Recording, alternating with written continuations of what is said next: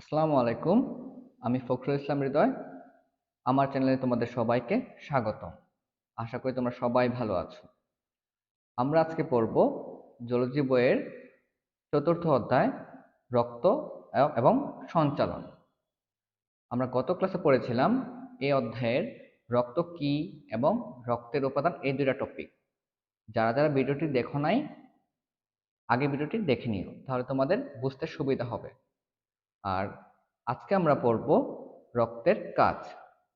আমার চ্যানেলটিকে সাবস্ক্রাইব করবে, তোমরা সবাই আমার পাশেই থাকবে। চলো আমরা পড়া শুরু করি।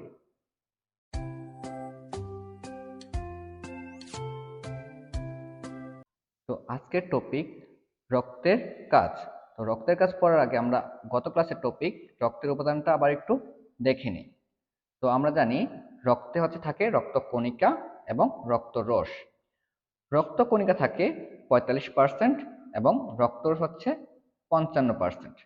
তো রক্তরসের মধ্যে 55%-এর মধ্যে থাকে পানি এবং কঠিন পদার্থ। পানি থাকে কত পার্সেন্ট?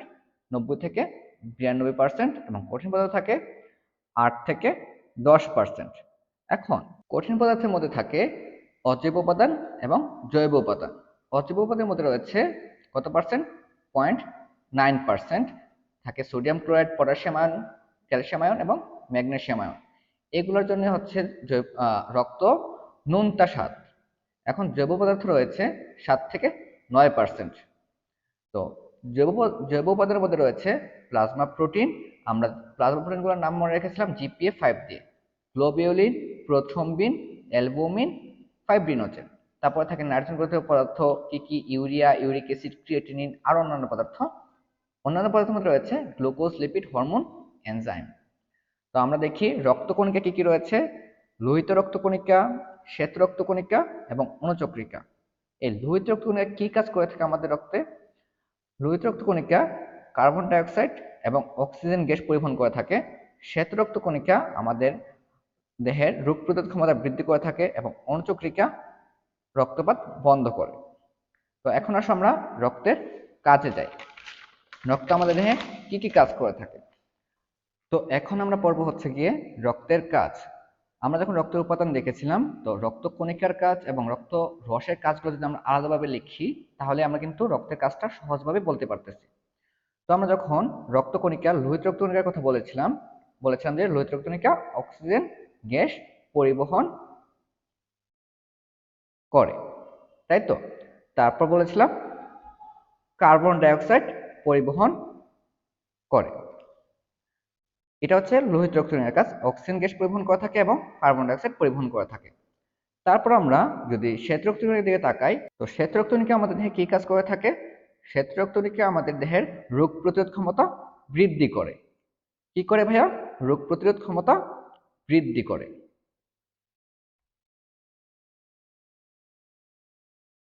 তারপর আমরা অনুচক্রিকাকে দেখি। অনুচক্রিকা আমাদের রক্তপাত বন্ধ করে।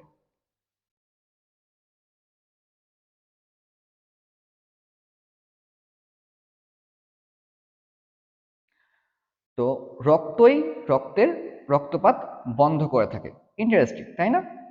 তারপর আসো আমরা রক্তরসের কাজ দেখি। রক্তরসের উপাদান আমরা কি কি পড়েছিলাম? তো রক্তরসের মধ্যে আমরা পড়েছিলাম রক্তের মধ্যে বিভিন্ন খাদ্য উপাদান, যেমন গ্লুকোজ, প্রোটিন, লিপিড, হরমোন, এগুলা থাকে। তো রক্ত খাদ্য উপাদান বা খাদ্য সার পরিবহন করে।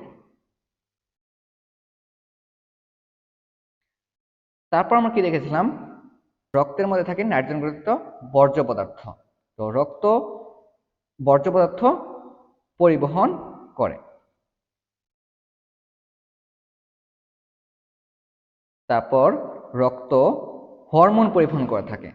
এই যে হরমোন যে নিঃসৃত হয় অন্তঃক্ষয় গ্রন্থি থেকে, তো ওই অন্তঃক্ষয় গ্রন্থি থেকে যেখানে যে হরমোন কাজ করবে, রক্ত সেই হরমোনটাকে ওই নির্দিষ্ট স্থানে পরিবহন করে থাকে।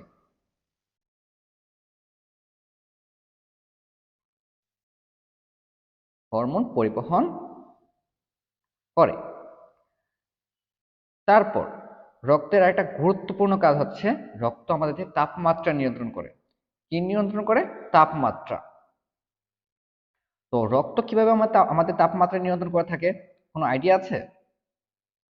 তো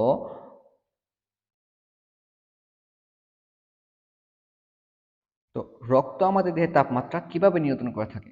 মনের মধ্যে তো একটা কোয়েশ্চেন জাগতেই পারে, তাই না? তো আমরা দেখি রক্ত কিভাবে আমাদের দেহের তাপমাত্রা নিয়ন্ত্রণ করে থাকে। আমাদের দেহের যখন অত্যধিক তাপমাত্রা বেড়ে যায় তখন ঘাম হয়। এই ঘামের মাধ্যমে আলটিমেটলি আমাদের তাপমাত্রা নিয়ন্ত্রণ হয়ে থাকে। তো আমাদের দেহের যে স্কিনে যে ব্লাড স্কিন যে আছে, স্কিনে কিছু রক্তনালিকা রয়েছে। এই রক্তনালিকার নামগুলো হচ্ছে কৈশিক জালিকা। এখন রক্তনালিকার যে ক্লাসিফিকেশন, এটা আমরা পরবর্তী ভিডিওতে দেখব। তো কৈশিক জালিকা, এটা যদি হয় একটা নর্মাল কৌশিক জালিকা, এই কৌশিক জালিকার প্রাচীরে বা রয়েছে হচ্ছে একটা স্মুথ মাসেলের লেয়ার।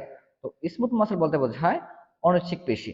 এই অনিচ্ছিক পেশি যখন সংকুচিত হয় বা প্রসারিত হয়, তখন যখন সংকুচিত হবে তখন রক্তনালিকা এরকম সরু হয়ে যাবে, আর যখন প্রসারিত হবে তখন এটার ডায়ামিটার অনেক বড় হয়ে যাবে। এটা হচ্ছে কি আমাদের নর্মাল অবস্থায়, আর যখন এটা আমরা হিট মানে আমাদের শরীর গরম হয়ে যাবে তখন এটা প্রসারিত হইল। তো কোশিক জালিকার প্রাচীরে যে এপিথেলিয়াল সেল রয়েছে, এই এপিথেলিয়াল সেলের যে সেল মেমব্রেন সেটা হচ্ছে অর্ধবেদ্য পদার্থ। আমরা জানি কি সেল মেমব্রেন অর্ধবেদ্য, তার মানে কি কিছু কিছু কিছু পদার্থ এই সেল মেমব্রেন দিয়ে বাইরেও যেতে পারে, আবার কিছু পদার্থ ভেতরেও আসতে পারে। তো এই সেল মেমব্রেন যত বেশি পাতলা হবে তত বেশি ভিতর থেকে বাইরে বা বাইরে থেকে ভিতরে যেতে সুবিধা হয়। তো এই কৈশিক জালিকার ক্ষেত্রে সেল মেমব্রেনটা খুবই পাতলা থাকে। তার জন্য যখন এর ভেতর দিয়ে রক্ত প্রবাহিত হয়ে থাকে, তার মধ্যে যে প্লাজমা রয়েছে এই প্লাজমাটা বের হয়ে যায়। কোন অবস্থায়? এটা যখন তাপমাত্রা বেড়ে যায় এবং রক্তনালী ডাইলেটেড হয়, তখনই এর মধ্যে যে রক্ত প্রবাহিত হয়ে থাকে সেই রক্ত থেকে প্লাজমা বের হয়ে যায়। আর এই যে প্লাজমা যখন বের হয়ে যাবে তখন এই রক্ত থেকে কিছু পরিমাণ তাপ নিয়ে বের হয়, তার ফলে রক্ত কিছুটা তাপ হারায় এবং আমাদের দেহের তাপমাত্রা হ্রাস পায়। আর এই প্লাজমাটাই পরবর্তীতে ঘাম হয়ে আমাদের দেহ থেকে বের হয়ে যায়। তার ফলে এর এই প্রক্রিয়ার মাধ্যমে রক্ত আমাদের দেহের তাপমাত্রা নিয়ন্ত্রণ করে থাকে। আমার ভিডিওটি যদি তোমাদের ভালো লেগে থাকে তাহলে আমার চ্যানেলটি সাবস্ক্রাইব করবে, ভিডিওটিতে একটা লাইক দিবে এবং তোমার ফ্রেন্ডদের কাছেও শেয়ার করবে। আসসালামু আলাইকুম।